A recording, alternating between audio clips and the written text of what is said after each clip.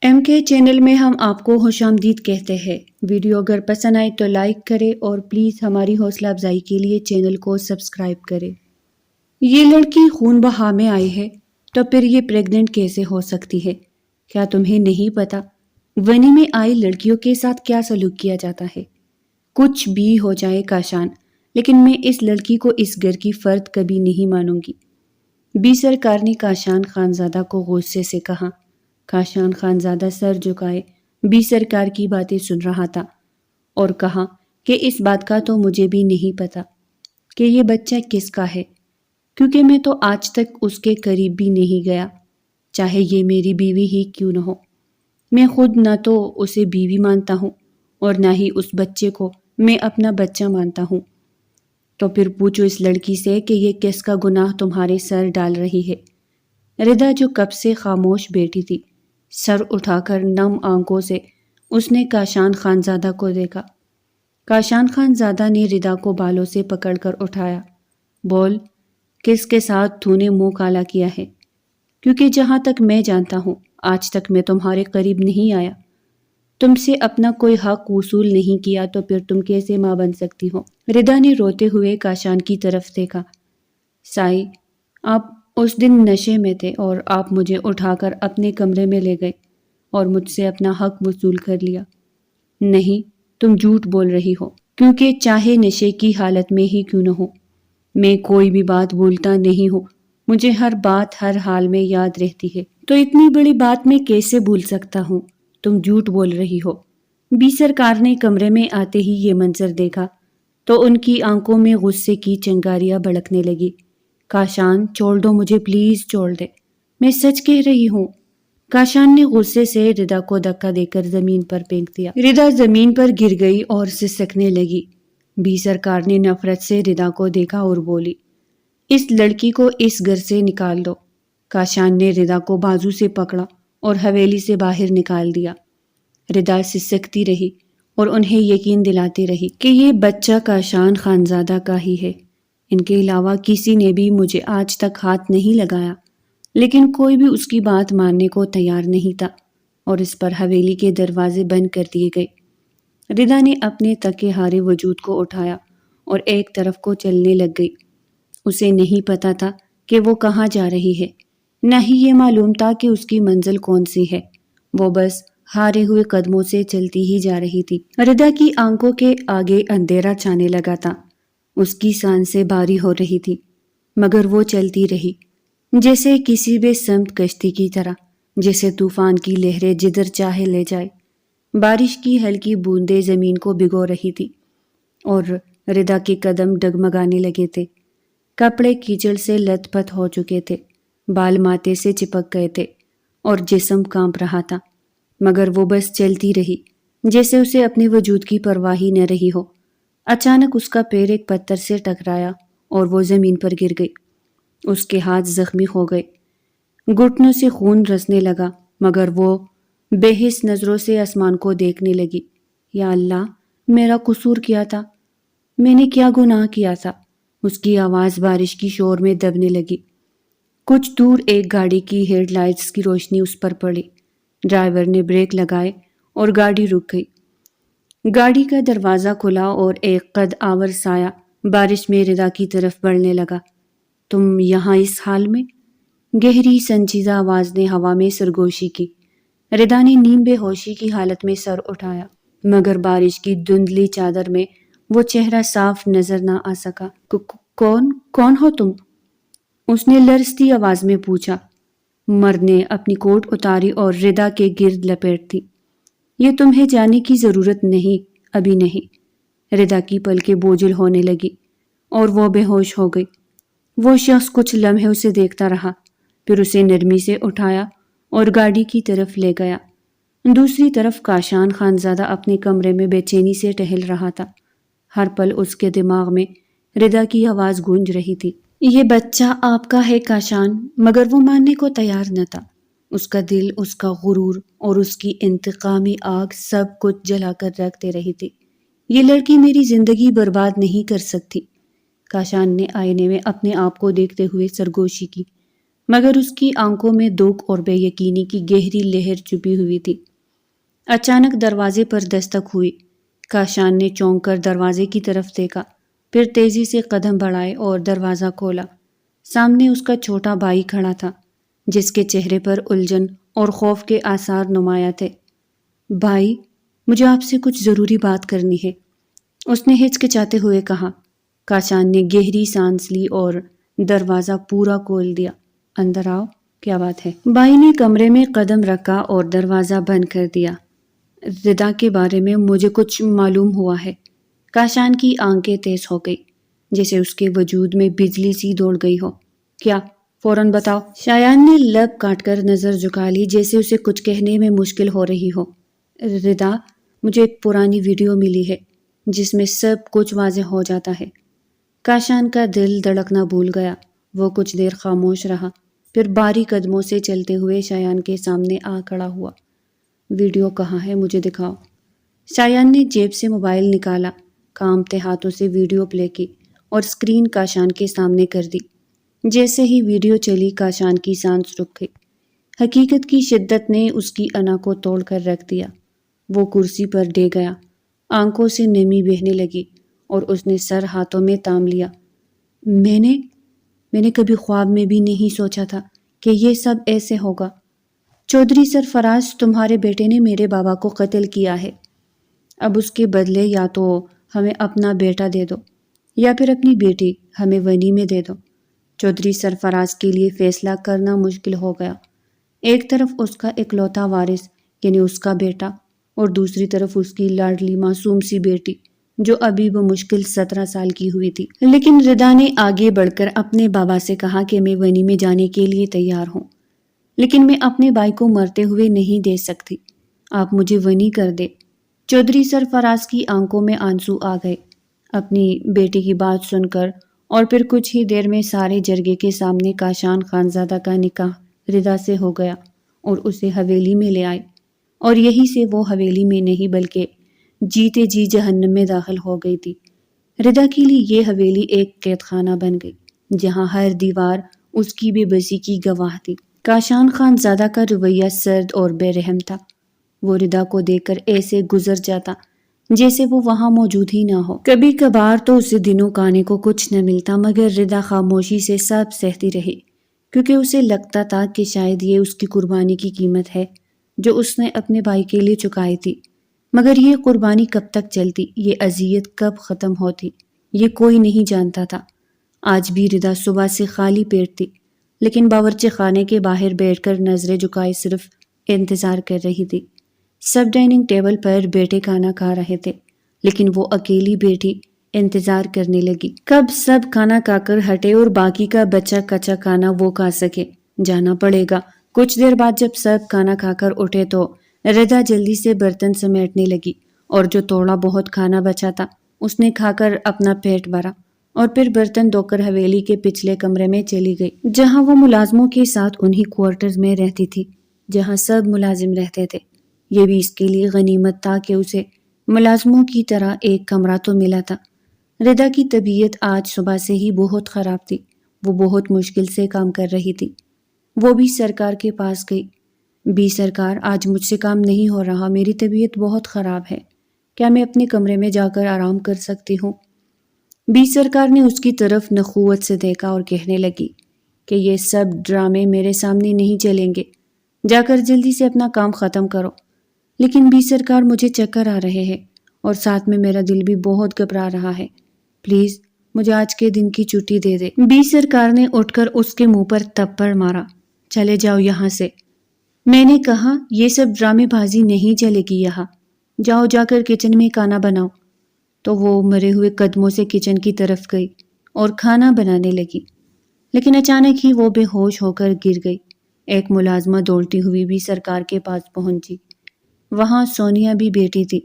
باجی، ردا بے ہوش ہو گئی ہے، ملازمہ نے کانپتے ہوئے کہا۔ بھی سرکار نے نخوت سے ہنکارا، ارے چھوڑو یہ سب بہانے ہیں، اس سے کام سے بچنے کا کوئی نہ کوئی طریقہ چاہیے ہوتا ہے۔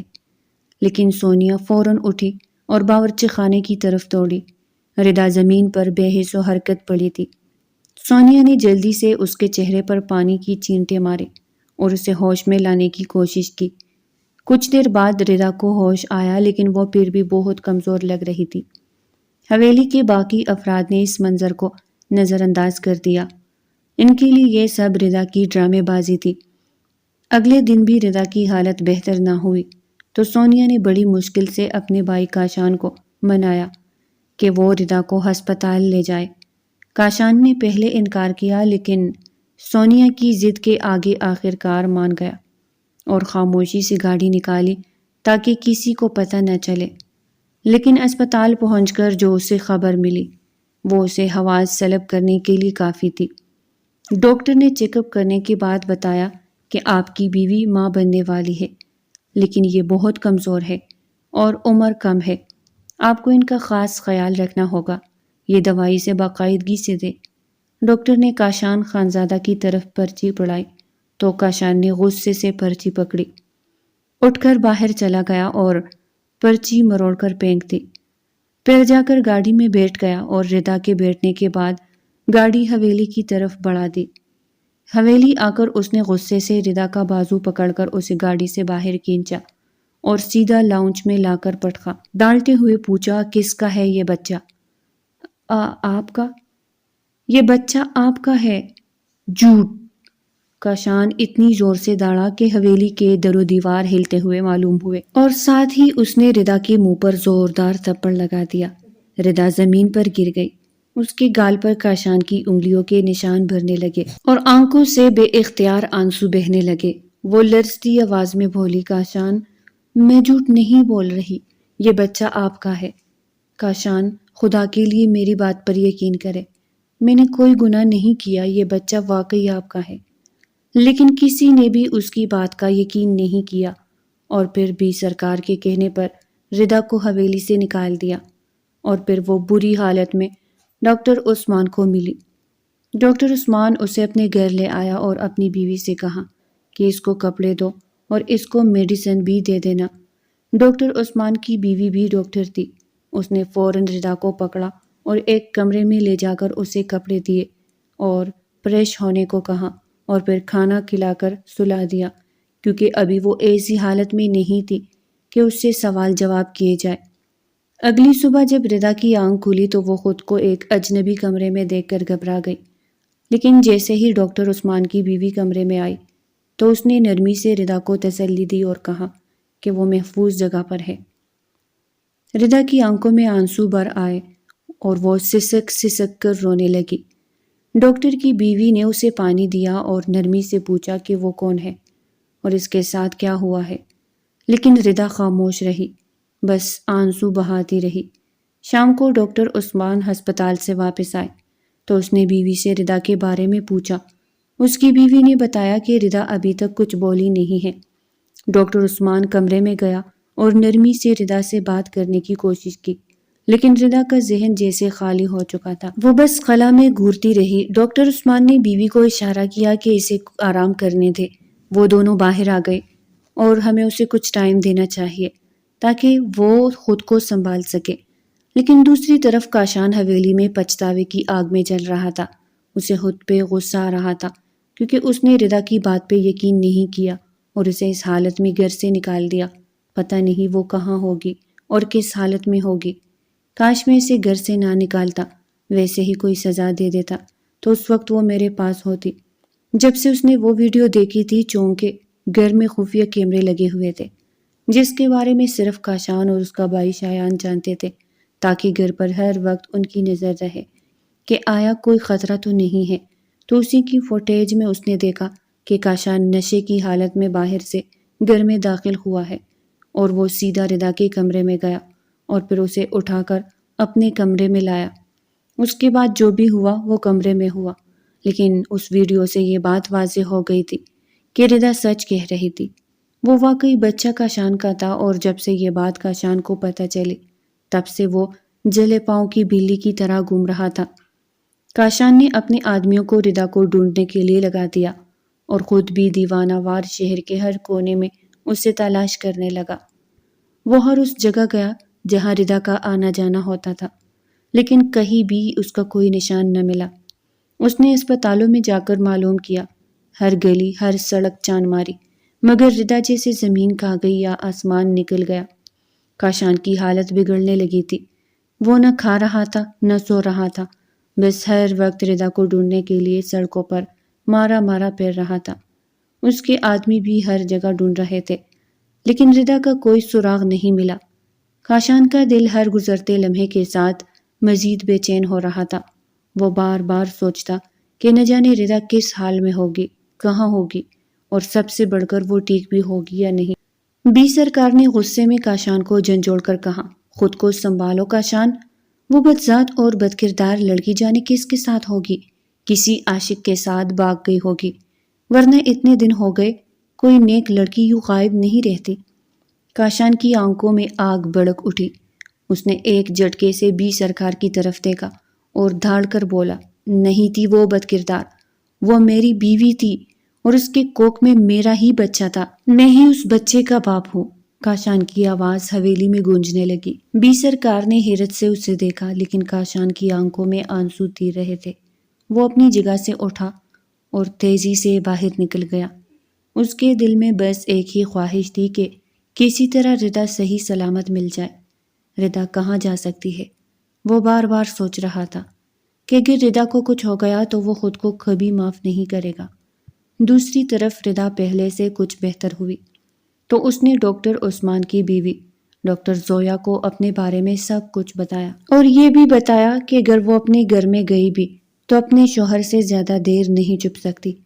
پلیز آپ مجھے کسی دارالامان میں چھوڑ دیں۔ نہیں، تم یہی میرے پاس رہو گی جب تک چاہو، آج سے تم میری چھوٹی بہن ہو۔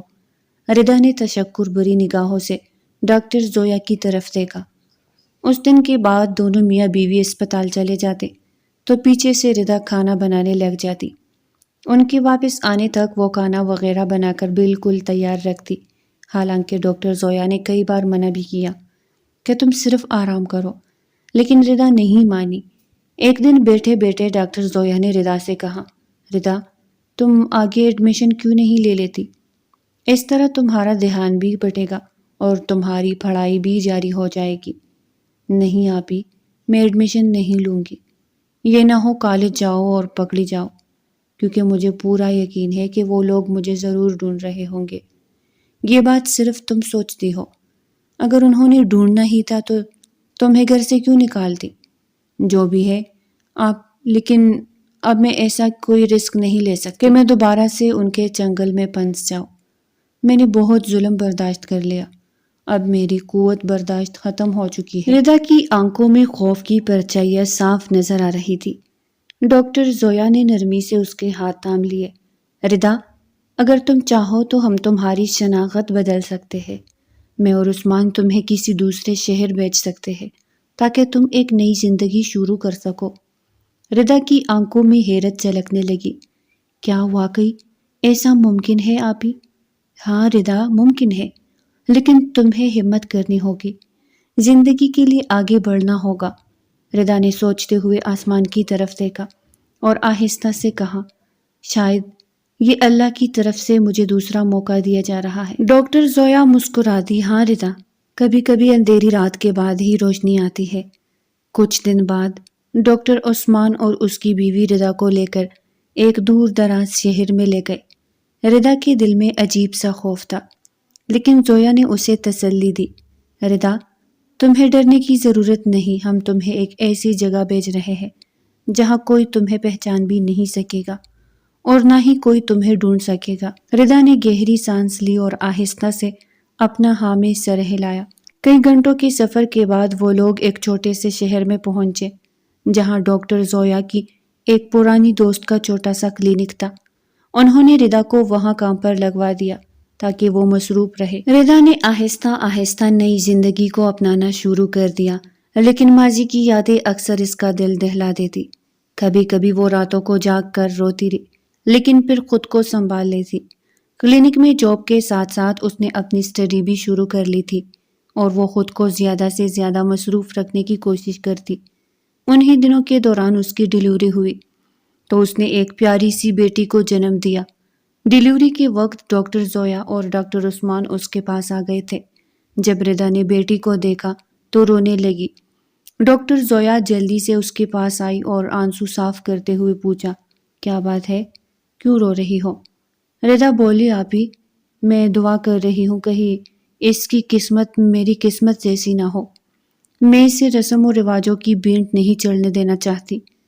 ڈاکٹر زویا نے نرمی سے کہا، ایسا کچھ نہیں ہوگا، تم خواہ مخواہ میں پریشان ہو رہی ہو، دیکھنا یہ میری طرح ڈاکٹر بنے گی انشاءاللہ۔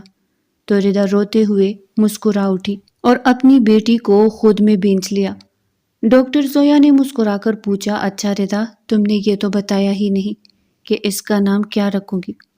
ردا نے الجھ کر کہا، آپ بتائے نا، مجھے تو کچھ سمجھ نہیں آ رہی۔ ڈاکٹر عثمان نے مسکراتے ہوئے کہا، بھائی اپنے بھائی سے بھی پوچھ لو، مجھے کوئی لفٹ ہی نہیں کرواتا۔ ان کی بات سن کر ردا اور زویا دونوں ہنسنے لگی۔ ردا نے خوش ہو کر کہا، اچھا بھائی آپ بتائے کہ اس ننھی گڑیا کا کیا نام رکھے؟ ڈاکٹر عثمان نے شفقت سے کہا، اس کا نام خوشی رکھیں گے تاکہ یہ اپنی اور اپنی ماں کی زندگی کو خوشیوں سے بھر دے۔ لیکن ردا کو یہ سوچ کھائے جا رہی تھی کہ کہیں خوشی کے ساتھ وہ سب نہ ہو جو اس کے ساتھ ہوا ہے۔ اگر کبھی میں پکڑی بھی گئی تو اپنی بیٹی کو قربان نہیں ہونے دوں گی۔ یہ سب سوچتے ہوئے اس نے ایک فیصلہ کیا جو ردا کے لیے بہت مشکل تھا، لیکن اسے اپنا دل مضبوط کر کے یہ قربانی دینی ہی پڑے گی۔ ردا کو احساس ہو گیا تھا کہ اب وہ اپنی بیٹی کو اپنے ساتھ رکھ کر اسے خطرے میں نہیں ڈال سکتی۔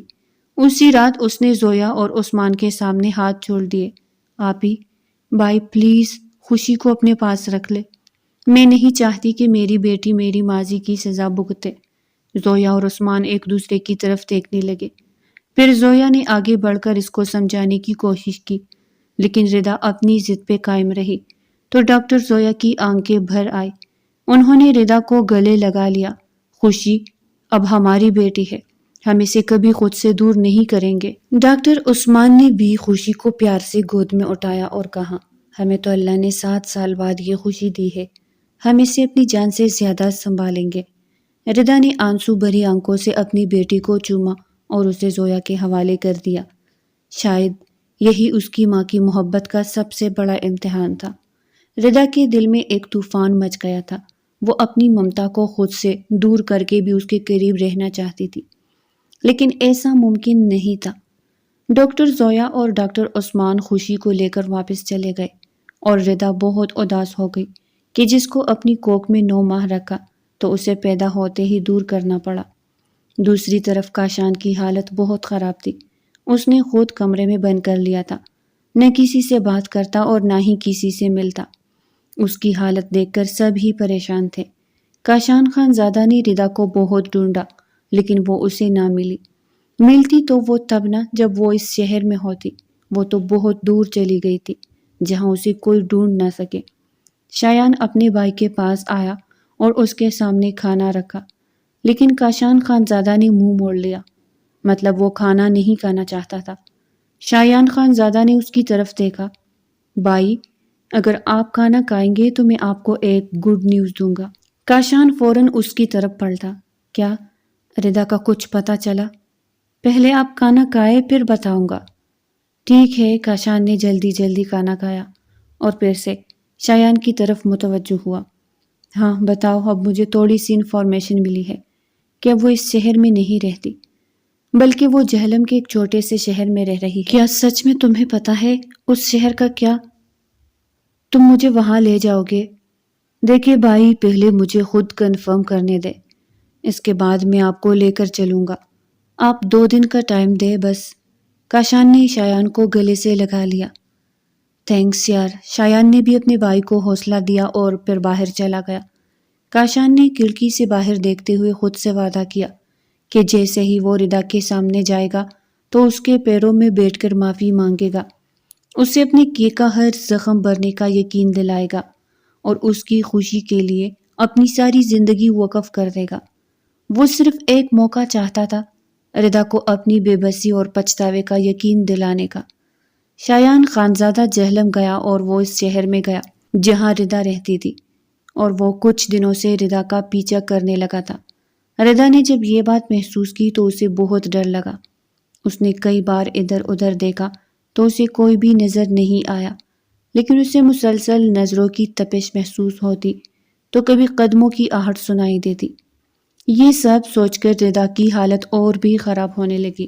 آخر ایک دن اس نے گھر جا کر ڈاکٹر زویا کو فون کیا اور روتے ہوئے کہا، آپی مجھے بہت ڈر لگ رہا ہے، لگتا ہے کوئی میرا پیچھا کر رہا ہے۔ ڈاکٹر زویا نے پریشان ہو کر کہا، ردا تم گھبراؤ مت، ہو سکتا ہے تمہارا وہم ہو، تم بس اپنا خیال رکھو اور گھر سے باہر اکیلی نہ نکلا کرو۔ نہیں آپی، یہ وہم نہیں ہے، مجھے سچ میں کسی کی موجودگی محسوس ہوتی ہے، جیسے کوئی مسلسل مجھے دیکھ رہا ہو۔ ردا بیٹا پلیز اپنے لیے نہیں تو خوشی کے لیے حوصلہ رکھو، میں اور عثمان جلد ہی تمہارے پاس آئیں گے۔ یہ سن کر ردا کی آنکھوں میں آنسو آ گئے اور وہ خود کو تسلی دینے لگی کہ شاید ڈاکٹر زویا صحیح کہہ رہی ہے، شاید یہ سب اس کا وہم ہو۔ لیکن شایان خانزادہ نے ٹھان لی تھی کہ وہ ردا کا سامنا کر کے رہے گا تاکہ وہ اپنے بھائی کا دل کا سکون واپس لا سکے۔ لیکن ایک دن شایان نے ردا کا راستہ روکا اور اسے پکڑ کر کہنے لگا، تو بہت ہو گیا چھپا چھپی کا کھیل، میرا بھائی تمہارے پیچھے پاگل ہو گیا ہے اور تم یہاں چپی بیٹھی ہو، چلو میرے ساتھ۔ لیکن ردا اپنا ہاتھ چھڑواتے ہوئے بولی، مجھے کہیں نہیں جانا، چھوڑ دو مجھے پلیز۔ لیکن شایان نے اس کی ایک نہ سنی۔ ردا بار بار ہاتھ چھڑوانے کی کوشش کر رہی تھی۔ شایان نے موقع دے کر اس کے منہ پر کپڑا رکھا اور ردا بے ہوش ہو گئی۔ شایان نے جلدی سے ردا کو گاڑی میں ڈالا اور وہاں سے نکل گیا۔ راستے میں شایان نے کاشان کو کال کی، بھائی وہ مل گئی ہے، میں اسے لے کر آ رہا ہوں۔ کاشان کی آواز میں بے چینی صاف محسوس ہو رہی تھی۔ شایان پلیز جلدی آؤ، میں مزید انتظار نہیں کر سکتا۔ دوسری طرف جب ردا کو ہوش آیا تو وہ ایک اجنبی کمرے میں تھی۔ اس کے ہاتھ پیر بندھے ہوئے تھے اور پورے کمرے میں اندھیرا تھا۔ اس کا سر درد سے پھٹا جا رہا تھا۔ اس نے آنکھیں زور سے بند کی اور پھر آہستہ آہستہ کھولی۔ اچانک کمرے کا دروازہ کھلا اور روشنی کی ایک کرن اندر آئی۔ شایان دروازے پر کھڑا تھا۔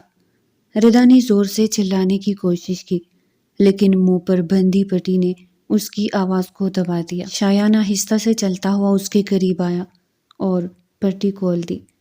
جتنا چیخنا ہے تو چیخ لو، یہاں کوئی تمہاری آواز سننے والا نہیں ہے۔ ردا کی آنکھوں میں آنسو بھر آئے۔ تم نے میرے ساتھ یہ سب کیوں کیا؟ تمہیں کیا دشمنی ہے مجھ سے؟ مجھے جانے دو پلیز شایان۔ شایان نے کہا کہ دشمنی نہیں ہے تم سے، بلکہ تمہارے اور میرے بھائی کے درمیان جو دوری ہے اسے ختم کرنا ہے۔ تمہیں پتہ بھی ہے وہ تمہارے لیے کس حال میں ہے، وہ خود کو مارنے پر تلا ہوا ہے اور تم یہاں اپنی نئی زندگی بنا رہی ہو۔ ردا نے نفرت سے شایان کو دیکھا۔ میں واپس نہیں جاؤں گی، چاہے کچھ بھی ہو جائے، میں دوبارہ اس عذاب میں نہیں پڑ سکتی۔ شایان نے غصے سے ردا کا بازو پکڑا اور دھمکی دی، چاہے کچھ بھی ہو تمہیں میرے بھائی کے پاس جانا ہوگا، کیونکہ میں اس کی بربادی مزید نہیں دیکھ سکتا، چاہے تمہیں زبردستی کیوں نہ لے جانا پڑے۔ ردا نے خود کو چھڑانے کی کوشش کی لیکن شایان کی گرفت بہت مضبوط تھی۔ اس کا دل زور زور سے دھڑکنے لگا تھا۔ ردا کی ضد کو دیکھتے ہوئے شایان نے اپنی آنکھیں زور سے میچ کر کھولی اور ایک دفعہ پھر اسے بے ہوش کر دیا۔ شایان نے جلدی سے ردا کو گاڑی میں ڈالا اور وہاں سے نکل گیا۔ راستے میں شایان نے کاشان کو کال کی، بھائی بھابھی مل گئی ہے، میں اسے لے کر آ رہا ہوں۔ کاشان کی آواز میں بے چینی صاف محسوس ہو رہی تھی۔ شایان پلیز جلدی آؤ، میں مزید انتظار نہیں کر سکتا۔ دوسری طرف جب ردا کو ہوش آیا تو وہ کاشان کے سامنے تھی۔ کاشان کی آنکھوں میں آنسو تھے۔ ردا تم کیسی ہو؟ تم نے ایسا کیوں کیا؟ مجھے چھوڑ کر کیوں چلی گئی؟ ردا نے نفرت سے کاشان کی طرف دیکھا۔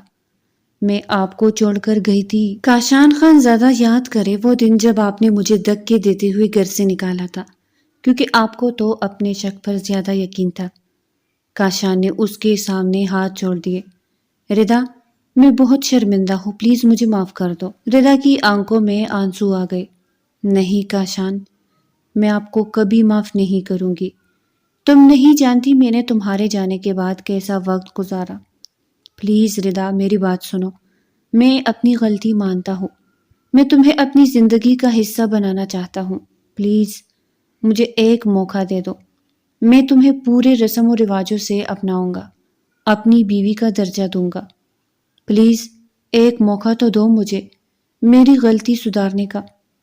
لیکن ردا کسی طور پر تیار نہیں تھی اور کاشان کی طرف دیکھتے ہوئے کہنے لگی کہ پلیز مجھے اکیلا چھوڑ دو۔ کاشان خان زادہ خاموشی سے اٹھ کر چلا گیا۔ وہ ردا کو کچھ ٹائم دینا چاہتا تھا کہ شاید ردا کا دل بدل جائے اور وہ اسے معاف کر کے اپنا لے۔ کاشان کے جانے کے بعد ردا بیڈ پر بیٹھ کر رونے لگی۔ یا اللہ، یہ سب کیا ہو رہا ہے؟ میں کس تو راہے پر کھڑی ہوں، میں اپنی بیٹی کو کیسے چھوڑ کر کسی اور کی ہو جاؤں؟ کیا میری زندگی میں کبھی سکون نہیں آ سکتا؟ ردا کی آنکھوں سے آنسو رکنے کا نام نہیں لے رہے۔ دوسری طرف کاشان اپنے کمرے میں بے چینی سے ٹہل رہا تھا۔ شایان اندر آیا۔ بھائی، آپ نے ردا کو منایا؟ نہیں یار، وہ ابھی تک ناراض ہے، لیکن آپ ہار مت مانے، مجھے لگتا ہے کہ وہ بھی آپ سے محبت کرتی ہے، بس تھوڑا وقت لگے گا۔ کاشان نے ایک امید بھری نظر سے شایان کی طرف دیکھا۔ واقعی تمہیں لگتا ہے کہ وہ مجھے معاف کر دے گی؟ جی بھائی، اگر آپ سچے دل سے پچھتا رہے ہیں تو اللہ آپ کی دعا ضرور قبول کرے گا۔ کاشان نے ایک لمبی سانس لی اور دل ہی دل میں دعا کی، یا اللہ مجھے میری ردا واپس دے دے، میں اسے کبھی تکلیف نہیں دوں گا۔ ردا رات بھر سو نہیں سکی، دل میں ایک عجیب سی کشمکش تھی۔ وہ سوچ رہی تھی کہ کاشان نے جو کچھ کیا وہ غلط تھا، لیکن کیا ایک موقع دینا چاہیے یا نہیں؟ لیکن اچانک سے ردا کے دل میں خیال آیا کہ کاشان کو میری سچائی کے بارے میں کیسے پتہ چلا، یا پھر ویسے ہی وہ پچھتا رہا ہے۔ ابھی وہ یہ سب سوچ ہی رہی تھی کہ ایک دم سے دروازہ کھلا۔ ردا نے مڑ کر دیکھا تو سامنے کاشان تھا۔ کاشان نے ردا کی طرف غور سے دیکھا۔ اس کی آنکھیں سوجی ہوئی تھی، جس سے صاف ظاہر ہو رہا تھا کہ وہ ساری رات سوئی نہیں ہے بلکہ روتی رہی ہے۔ کاشان آگے بڑھا تو ردا ایک ایک قدم لیتے ہوئے پیچھے ہونے لگی، یہاں تک کہ وہ دیوار کے ساتھ لگ گئی۔ کاشان نے آگے بڑھ کر اس کے دونوں اطراف ہاتھ رکھ لیے اور پھر جھکتے ہوئے اس کے ہونٹ اپنے ہونٹ میں قید کرتے ہوئے اس کے ہونٹوں کا جام اپنے اندر اتار کر اپنے دل کو سکون پہنچانے لگا۔ لیکن ردا اپنے دونوں ہاتھوں سے اسے پیچھے دھکیلنے کی کوشش کر رہی تھی، لیکن کاشان پیچھے ہٹنے کا نام ہی نہیں لے رہا تھا اور آہستہ آہستہ خود کو سیراب کرتے ہوئے پھر وہ اپنا بھیگا لمس ردا کے گردن پہ بکھیرنے لگا، جس سے ردا تڑپ ہی اٹھی اور پورا زور لگا کر کاشان کو دھکا دیا اور کہنے لگی، کیا آپ آج بھی نشے میں ہے؟ پھر بعد میں کہو گے کہ یہ سب میں نے کیا ہے؟ نہیں، تم نے کسی اور کے ساتھ منہ کالا کر لیا ہے۔ ردا کی زبان سے یہ الفاظ سنتے ہی کاشان کے اندر پچھتاوے کا لاوا ابلنے لگا اور اس نے اپنی آنکھیں زور سے میچ لی اور کہنے لگا کہ نہیں، مجھے پتا ہے کہ آپ کے پیٹ میں جو بچہ تھا وہ میرا ہی تھا، لیکن اب وہ بچہ کہاں ہے؟ تو ردا تھوڑا گھبرائی اور کہنے لگی کہ وہ بچہ ضائع ہو گیا تھا۔ یہ سن کر کاشان خانزادہ کو بہت دکھ ہوا اور اس کی آنکھوں سے آنسو بہنے لگے۔ ردا نے ان کی طرف دیکھا اور پوچھنے لگی کہ آپ مجھے یہ بتائیں کہ آپ کو میری سچائی کے بارے میں کیسے پتہ چلا، اور کیسے پتہ چلا کہ وہ بچہ آپ کا ہی تھا؟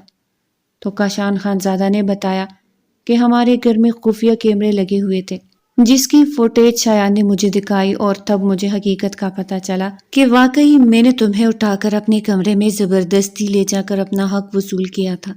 یہ سب سن کر ردا استہزائیہ ہنسنے لگی اور کہنے لگی کہ مطلب اگر وہ فوٹیج نہ ملتی یا کیمرے نہ لگے ہوتے تو آج بھی میں گناہگار ہی ہوتی اور آپ مجھے کبھی بھی نہ ڈھونڈتے، چاہے میں مر جاتی یا کچھ بھی ہو جاتا، ہے نا؟ ایسا ہی ہے نا؟ وہ ایک پل میں کاشان خانزادہ کو آئینہ دکھا گئی۔ کاشان خاموشی سے ردا کی طرف دیکھ رہا تھا، اس کی آنکھوں میں شرمندگی کے آنسو تھے۔ وہ گھٹنوں کے بھل بیٹھ گئے اور ردا کے ہاتھ پکڑ کر کہنے لگے، پلیز مجھے معاف کر دے، میں واقعی بہت بڑا ظلم کر بیٹھا تھا، لیکن اب میں اپنی غلطی سدھارنا چاہتا ہوں۔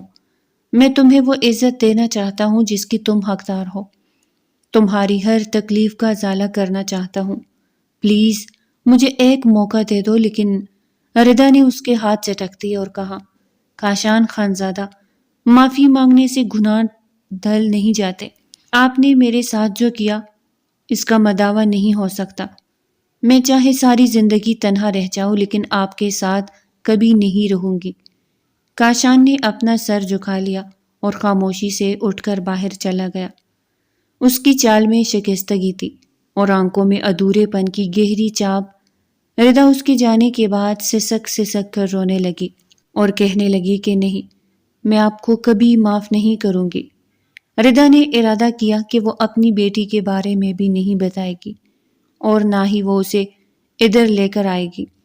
یہی سب سوچتے ہوئے وہ اٹھی اور اٹھ کر اس نے ایک پیپر اور پین ڈھونڈا اور اس پر کچھ تحریر لکھی، اور پھر ادھر ادھر دیکھتے ہوئے اس نے ایک شیشے کا گلاس اٹھایا اور اسے توڑ کر اس کا ایک ٹکڑا پکڑا اور آنکھیں میچ لی اور اپنی کلائی کاٹ لی۔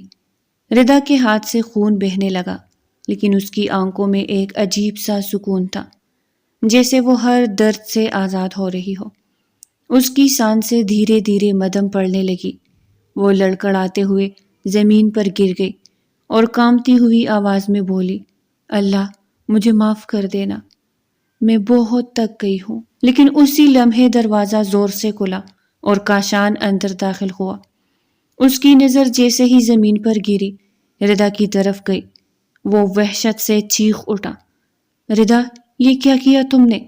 وہ بھاگتے ہوئے اس کے پاس آیا اور فوراً اس کا ہاتھ پکڑ کر خون سے روکنے کی کوشش کرنے لگا، لیکن خون بہنے کی رفتار بہت تیز تھی۔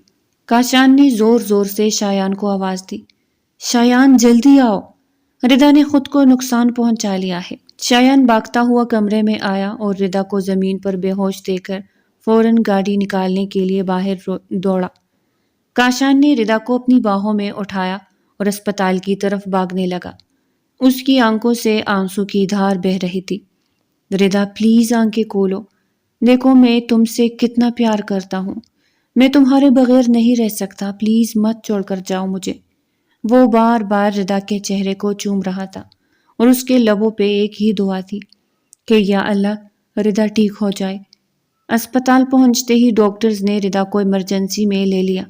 کاشان باہر بے بسی سے بیٹھا اپنے ہاتھوں پر لگے خون کو دیکھ رہا تھا جو ردا کے خون سے رنگین ہو چکے تھے۔ شایان نے اس کے کندھے پر ہاتھ رکھا، بھائی ہمت رکھو، ردا بھابھی ٹھیک ہو جائے گی۔ لیکن کاشان کا دل عجیب خوف سے بھرا ہوا تھا۔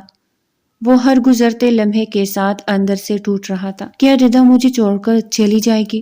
کیا میں کبھی اسے معافی نہیں مانگ سکوں گا؟ یہ سوچ سوچ کر وہ دیوار سے ٹیک لگا کر رونے لگا۔ کچھ دیر بعد ڈاکٹر واپس آیا اور کاشان اور شایان دونوں ڈاکٹر کی جانب بڑھے، لیکن ڈاکٹر نے انہیں بتایا کہ ہم نے اپنی پوری کوشش کی لیکن ہم اسے بچا نہیں سکے۔ اتنا سننا تھا کہ کاشان دھاڑے مارتے ہوئے رونے لگا اور پورا اسپتال اسے دیکھ رہا تھا۔ وہ زمین پر گر کر اپنے ہاتھوں سے بال نوچنے لگا، نہیں ردا، تم مجھے چھوڑ کر نہیں جا سکتی، تم نے وعدہ کیا تھا کہ کبھی مجھے اکیلا نہیں چھوڑو گی۔ کاشان کی آواز پورے اسپتال میں گونج رہی تھی۔ شایان نے اسے سنبھالنے کی کوشش کی لیکن کاشان کی آنکھوں میں صرف ردا کا چہرہ تھا۔ وہ بے بسی کی انتہا پر تھا، جیسے اس کی دنیا اجڑ چکی ہو، جیسے اس کا وجود ختم ہو رہا ہو۔ وہ روتے ہوئے بار بار دروازے کی طرف بھاگتا جہاں ردا کی بے جان لاش رکھی گئی تھی، لیکن نرسوں نے اسے روک دیا۔ وہ ہاتھ جوڑ کر کہنے لگا، پلیز مجھے میری ردا کا آخری دیدار کرنے دے، میں اسے بھی ایک بار معافی مانگنا چاہتا ہوں، پلیز بس ایک بار مجھے اسے دیکھنے دے۔ لیکن کوئی اسے اندر جانے کی اجازت نہیں دے رہا تھا۔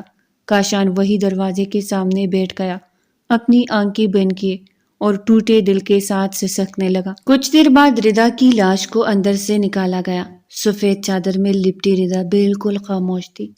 کاشان نے چادر ہٹائی تو اس کا دل جیسے سینے سے باہر نکل آیا۔ ردا کا چہرہ بالکل پرسکون تھا، جیسے وہ تمام دکھوں سے آزاد ہو چکی ہو۔ کاشان نے اس کے ہاتھ تھام لیے، ردا اٹھو، دیکھو میں آیا ہوں، پلیز آنکھیں کھولو، پلیز مجھے معاف کر دو۔ لیکن ردا کی آنکھیں بند تھی ہمیشہ کے لیے۔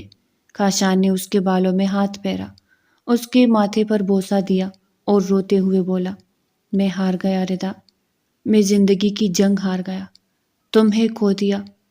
بی سرکار بھی پچھتا رہی تھی اور اسے بھی دکھ ہو رہا تھا۔ اس نے بھی ظلم کی انتہا کر دی تھی، ردا پر ہر وہ ظلم کیا جس سے اسے اذیت ہوتی۔ سب لوگ رو رہے تھے لیکن ردا بالکل خاموش تھی اور پرسکون۔ اس نے اپنی بیٹی کے بارے میں کسی کو نہیں بتایا۔ وہ چاہتی ہی نہیں تھی کہ خوشی اس معاشرے میں پھلے بڑھے جہاں پر بیٹیوں کو صرف قربان کیا جاتا ہے، نہ کہ انہیں پوری طرح جینے کا حق دیا جاتا ہے۔ کاشان اب بالکل خاموش ہو چکا تھا۔ وہ کسی سے بات چیت نہیں کرتا تھا، بس اپنے کام سے کام رکھتا۔ ایک دن وہ یوں ہی اٹھ کے ردا کے کمرے میں گیا تو ادھر ادھر دیکھنے کے بعد اسے ایک کاغذ ملا جس پہ لکھا ہوا تھا کہ اگر ہو سکے تو آئندہ کسی بھی لڑکی کو ونی میں نہ لائیے گا اور نہ ہی اس پر ظلم کیجیے گا۔ ہر لڑکی بد کردار نہیں ہوتی، کچھ غلطیاں انسان کی خود کی بھی ہوتی ہے۔ میں آپ کے ساتھ رہنے کے لیے خود کو بہت منایا لیکن میرا دل نہیں مانا، اور مجھے یہ بھی پتا ہے کہ آپ مجھے یہاں سے بھاگنے بھی نہیں دیں گے، اس لیے میں اب زندہ بھی نہیں رہنا چاہتی۔ اللہ حافظ۔ یہ پڑھ کر وہ ایک دفعہ پھر سے خود کو کوسنے لگا، لیکن ردا کی قربانی ضائع نہیں گئی۔ اس گاؤں میں دوبارہ کسی لڑکی کو ونی نہیں کیا گیا۔ دوسری طرف ڈاکٹر زویا اور ڈاکٹر عثمان نے خوشی کو کسی چیز کی کمی نہ ہونے دی اور نہ ہی اس کے پیار میں کمی تھی۔ وہ لوگ ہر لحاظ سے خوشی کا خیال رکھتے تھے، اور جب سے انہیں ردا کی موت کا پتہ چلا تو تب سے تو وہ لوگ خوشی کا پہلے سے زیادہ خیال رکھنے لگے۔ انہیں ردا کی موت کا بہت دکھ تھا کیونکہ انہوں نے ردا کو منہ سے نہیں بلکہ دل سے بہن مانا تھا، اور اب تو ان کی خوشی کی وجہ بھی ردا ہی تھی جس نے انہیں بے اولادی کی محرومی سے نکالا تھا۔ ڈاکٹر زویا اور ڈاکٹر عثمان نے وعدے کے مطابق خوشی کو ردا کے بارے میں کچھ بھی نہیں بتایا، اور وہ اب بتانا بھی نہیں چاہتے تھے۔ وقت کے ساتھ خوشی بڑی ہو گئی لیکن خانزادہ فیملی کو خوشی کے بارے میں کچھ نہیں پتا تھا کہ ان کی ایک بیٹی بھی ہے جو اس دنیا میں ہے۔